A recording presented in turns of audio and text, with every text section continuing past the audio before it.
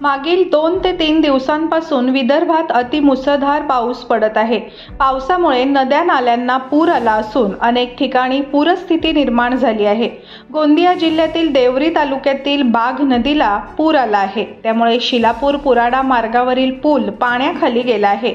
अशातच बाघ नदीच्या पुरात एक ट्रॅक्टर वाहून गेल्याची ही घटना घडली आहे।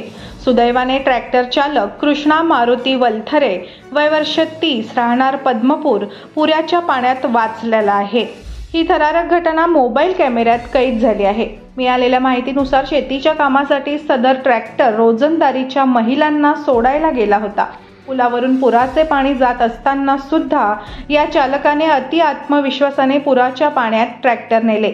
शिरपूरच्या मनोहर सागर धरणाचे वक्र दरवाजे उघडण्यात आल्यामुळे पाण्याच्या पातळीत वाढ झाली होती। यामध्ये ट्रॅक्टर वाहून गेले। विशेष म्हणजे देवरी पोलीस स्टेशनचे कर्तव्यदक्ष पोलीस निरीक्षक प्रवीण डांगे यांनी तालुक्यातील पूर परिस्थितीची पाहणीही केली होती। सदर घटनास्थळी अनेक वर्षांपासून पुलाची मागणी केली जात असून लोकप्रतिनिधी याकडे सर्रास दुर्लक्ष करत असल्याचे परिसरातील लोकांचे म्हणणे आहे।